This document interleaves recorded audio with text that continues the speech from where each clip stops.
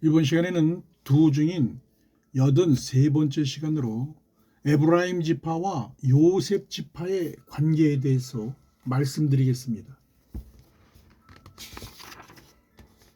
천사가 요한에게 전해준 작은 책에 이스라엘 자손 각 지파 중에서 하나님의 종으로 입맞은 14만 4천의 반열에 속하는 12지파가 구약시대에 12지파의 족보와 다르게 기록되어 있는 사실을 깨달은 요한은 야곱의 장자로 루벤 지파를 대신해서 유다 지파로, 그리고 요셉이 낳은 에브라임 지파는 누락시키고 대신 요셉 지파를 기록해 놓았습니다. 그리고 가나안 땅을 분배받지 못한 제사장 직무를 수행하는 레위 지파를 새 예루살렘 성의 성소의 영역의 땅을 분배받는 14만 4천의 반열에 기록해 놓은 반면 단지파의 자손들은 완전히 배제시켜 놓았습니다. 요한계시록 7장 5절에서 8절의 말씀입니다.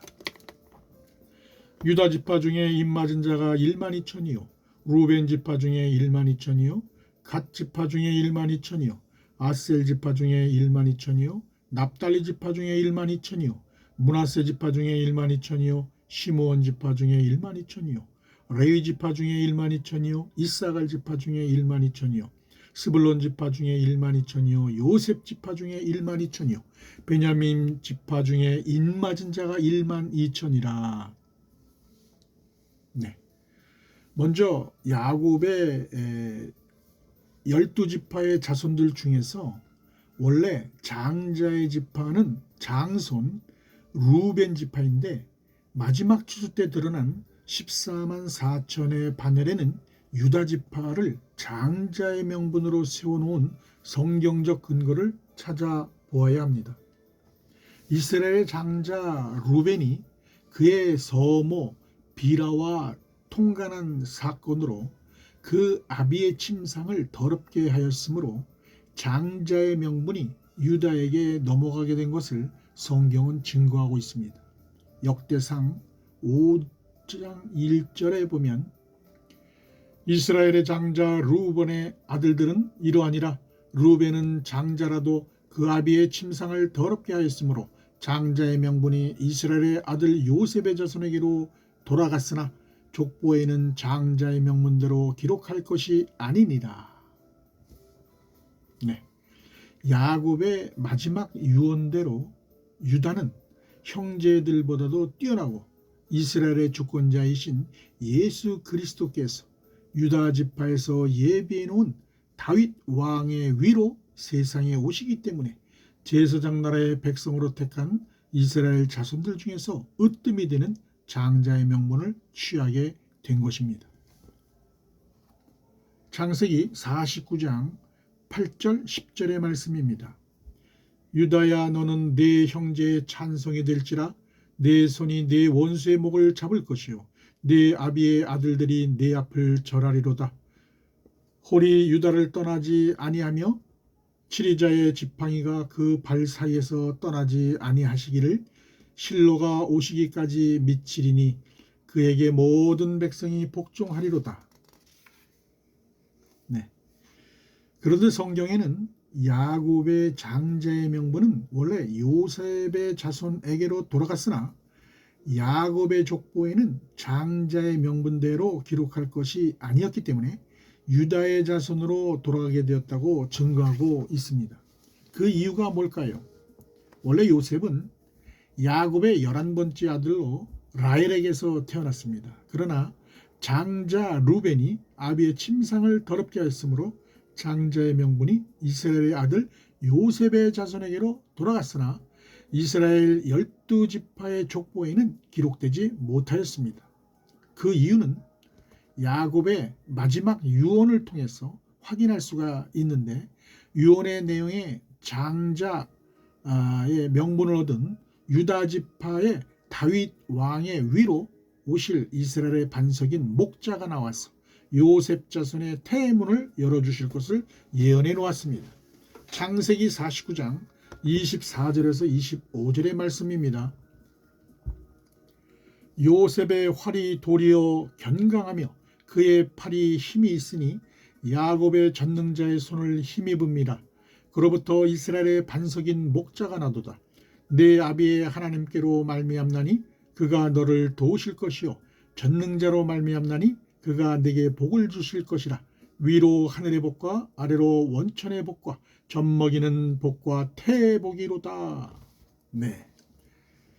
야곱의 예언을 성취하시고자 이스라엘의 주권자로 오신 독생자 예수께서 베들레헴에서 탄생하시고 요셉의 영적 자손의 태문을 열어주셔서 율법 아래 있는 이스라엘 자손들 가운데 그의 피로 속량해서 아들의 명분을 얻게 되는 요셉의 자손들이 새 생명의 열매로 나타나게 되는 것입니다.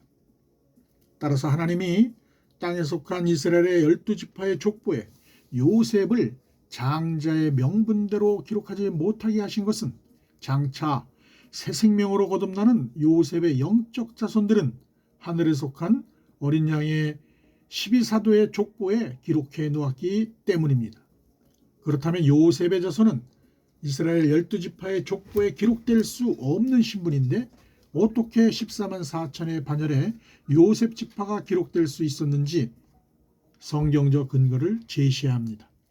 이건 역시도 야곱의 예언을 통해서 확인할 수가 있습니다. 야곱이 애굽으로 팔려간 요셉을 상봉할 당시에 요셉이 낳은 두 아들 에브라임과 므낫세를 취하여 자신의 아들들의 지파의 반열에 기록하면서 이들 후에 나오는 자손이 요셉 너의 자손이 될 것이라고 예언하였습니다. 창세기 48장 5절에서 6절의 말씀입니다. 내가 애굽으로 와서 내게 이르기 전에 애굽에게서 내게 낳은 두 아들 에브라임과 므낫세는 내 것이라. 루벤과 시므온처럼 내 것이 될 것이요 이들 후에 내 소생이 내 것이 될 것이며 그 산업은 그 형의 명의하에 함께 하리라. 네. 따라서 에브라임과 므낫세는 삼천대의 이름과 동일하게 이스라엘 지파의 반열에 기록됨으로써 그들의 자손들이 14만 4천의 열매로 맺히게 되는 것입니다. 그러나 그들 후로는 요셉의 혈통으로 나온 자손들이 없기 때문에 이스라엘 주권자가 요셉의 태문을 열어서 나오게 된 영적 자손들은 영원히 이스라엘 장자의 명분대로 12지파의 족보에 기록되는 신분이 될 수가 없는 것입니다. 따라서 이들의 신분은 어린 양의 12사도의 족보에 기록되어 있음을 입증하는 것입니다. 그런데 하나님께서 모든 민족의 복의 근원으로 삼은 아브라함과 횃불 언약을 체결하신 목적은 마지막 추수 때 제사장 나라의 조상으로 택한 야곱의 12지파의 자손들 중에서 대속제절의 성물로 남겨둔 하나님의 종들의 이마에 맞은 14만 4천을 거두시기 위한 구속사의 의가 감춰져 있었던 것입니다. 그 의를 성취하시고자 야곱이 취한 요셉의 두 아들 므낫세와 에브라임을 축복기도할 때 장차 형인 므낫세 지파는 한 족속을 이루며 크게 되려니와 그 아우 에브라임 지파는 형의 지파보다 큰 자가 되고 그의 자손이 여러 민족을 이루리라고 예언하였습니다. 그리고 이스라엘이 요셉에게 축복하기를 하나님이 너 요셉으로 에브라임 같고 므낫세 같게 하시리라 하시고 에브라임을 므낫세보다 앞세웠다고 증거하였습니다. 야곱이 요셉과 므낫세와 에브라임을 축복하며 예언한 영적 의미는 마지막 추수 때에 유대인과 이방인들 가운데서 대속제절의 성물로 추수하는 하나님의 깊은 구속사의 비밀이 감춰져 있는 것입니다. 창세기 48장 19절에서 20절입니다. 아비가 허락지 아니하여 가로되 나도 안다. 내 아들아 나도 안다. 그도 한 족속이 되며 그도 크게 되려니와 그 아우가 그보다 큰 자가 되고 그 자손이 여러 민족을 이루리라 하고 그날에 그들에게 축복하여 가로되 이스라엘 족속이 너로 축복하기를 하나님이 너로 에브라임 같고 므낫세 같게 하시리라 하여 에브라임을 므낫세보다 앞세웠더라. 작은 책에 기록된 이 같은 비밀을 깨달은 사도 요한은 마지막 추수 때 믿음의 조상으로 택한 아브라함의 자손들 가운데 신약시대의 어린 양 예수가 구원주이심을 믿음으로 증거를 받았으나 성령의 약속을 받지 못한 이방인들 중에서 대속죄절의 성물로 남겨둔 14만 4천의 반열의 여러 민족을 이루는 에브라임 지파를 대신해서 요셉 지파를 기록해 놓았던 것입니다. 이것은 요셉의 영적 자손들을 의미하는 것이 아니라 요셉의 자손들 가운데 이방인들의 지파로 예비한 에브라임 지파를 요셉 너로 갖게 할 것이라는 야곱의 예언을 성취하고자 하는 것입니다. 그 일을 성취하기 위해 야곱의 마지막 유언으로 요셉은 무성한 가지 곧 셈 곁에 무성한 가지라 그 가지가 담을 넘었다고 예언해 놓았습니다. 이것은 하나님의 구원이 이스라엘 자손인 유대인에게 나서 이방인에게로 전파되는 구속사의 의를 나타내는 것입니다. 창세기 49장 22절입니다. 요셉은 무성한 가지 곧 셈 곁에 무성한 가지라 그 가지가 담을 넘었도다. 따라서 하나님이 제사장 나라의 백성으로 택한 이스라엘 자손들 가운데 요셉이 낳은 에브라임 지파를 여러 민족을 이루는 이방 지파로 예비한 야곱의 예언을 성취하고자 마지막 추수 때 모든 민족을 예표하는 이방인들 중에서 회개에 합당한 열매를 맺은 하나님의 종들을 에브라임 지파를 대신해서 요셉 지파로 기록해서 14만 4천의 반열에 올려놓았던 것입니다.